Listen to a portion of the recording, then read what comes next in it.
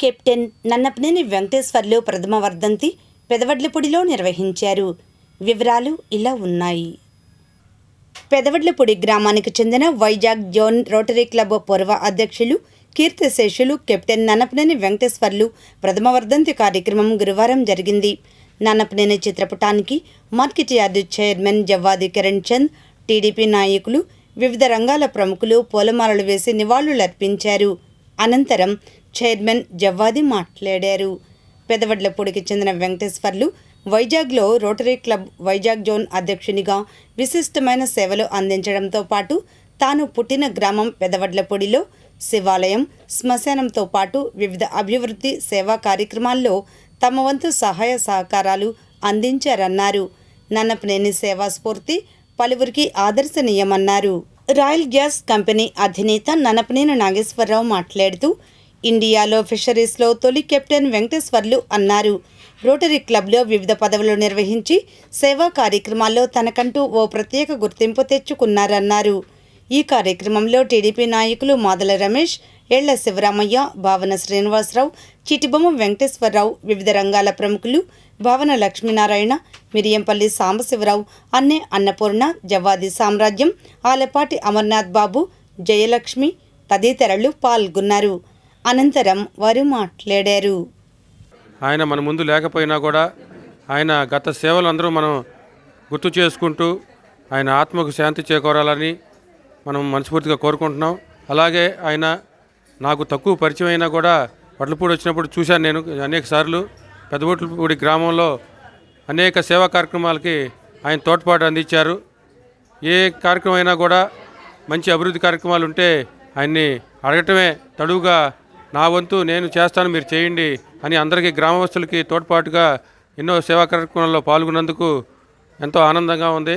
అలాంటి వ్యక్తి, మంచి వ్యక్తి మన మధ్యలో లేకపోయినా కూడా మనందరం ఈరోజు ఈ కార్యక్రమం చేసుకోవటం, రాబోయే రోజుల్లో కూడా ఆయన ఆశయాలని మేము ముందుకు తీసుకెళ్తామని కోరుకుంటూ ఆయనకు మనస్ఫూర్తిగా ఆత్మకి శాంతి చేకూరాలని కోరుకుంటూ, అలాగే వాళ్ళ కుటుంబ సభ్యులు కూడా మంచి ఆరోగ్య ఐశ్వర్యాలతో ఉండాలని మనస్ఫూర్తిగా కోరుకుంటూ సెలవు తీసుకుంటున్నాను.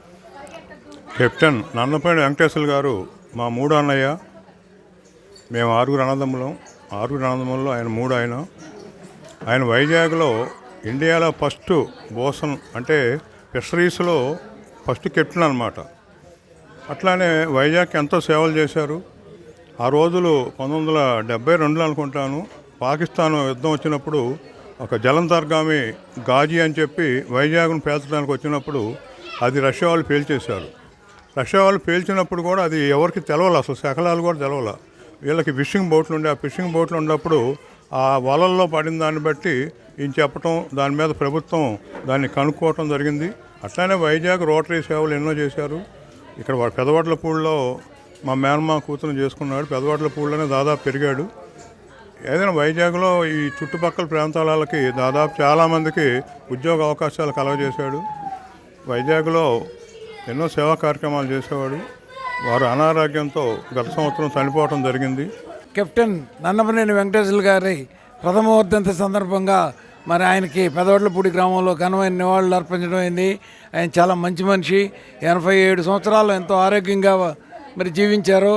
వారు గ్రామంలో కూడా అనేక సేవలు, మరి గ్రామంలో శ్మశానానికి అభివృద్ధికి డబ్బులు ఇవ్వటం కానీ, మరి శివాలయానికి దాదాపు 7-8 లక్షల రూపాయలు ఖర్చు పెట్టడం కానీ చాలా అనేకమైన గ్రామ అభివృద్ధి అంటే ఆయన ముందుంటారు. కాబట్టి మరి ఆయనకి ఘనమైన నివాళి గ్రామ ప్రజల తరపున అందరికి కూడా ఘనమైన నివాళులు అర్పిస్తూ కెప్టెన్ వెంకటేశ్వర్లు గారు మరి వారి కుటుంబ సభ్యులందరికీ ప్రగాఢ సానుభూతి తెలియజేసుకుంటూ, నాకు బాగానే పరిచయం. మన గ్రామంలో శివాలయంలో కానీ శ్మశానానికి కానీ ఏ కార్యక్రమానికి కానీ ముందుకు వచ్చేవాడు. నేను ప్రెసిడెంట్గా ఉన్నప్పుడు ఇక్కడ వడ్లపూడి వచ్చాయంటే నా దగ్గరికి వచ్చేవాడు. అయ్యా నేను డబ్బులు ఇస్తాను, చెరువు బాగు చేయించు, వాకింగ్ ట్రాక్ వేయించు, చాలాసార్లు బతిలాడాడు. కానీ ఎవరు ముందుకు రాపో, ఆయన ఒక్కడే వేయటానికి డబ్బులు చాలవనే ఉద్దేశంతో చాలాసార్లు చెరువు బాగు చేయమని ఎంతో ప్రాధాయపడ్డాడు. కానీ మేమేం చేయలేకపోయాం. ఆయన కోరిక అట్లా మిగిలిపోయింది. వెంకటేశ్వర గారు చాలా పెద్దవడ్లపూడి గ్రామంలో పెద్దవడ్లపూడి అల్లుడుగా వచ్చి ఎన్నో కార్యక్రమాల్లో విజయవంతంగా ముందుకొచ్చి కార్యక్రమాలు చేపట్టినందుకు ఆయనకి కుటుంబ సభ్యులందరికీ ధన్యవాదాలు తెలుపుకుంటూ సంతాప సభ ఏర్పాటు చేయడం జరిగింది. ఈ కార్యక్రమానికి విజయవంతమైంది. అందరూ సంతోషంగా ఉండాలని కోరుకుంటున్నాం.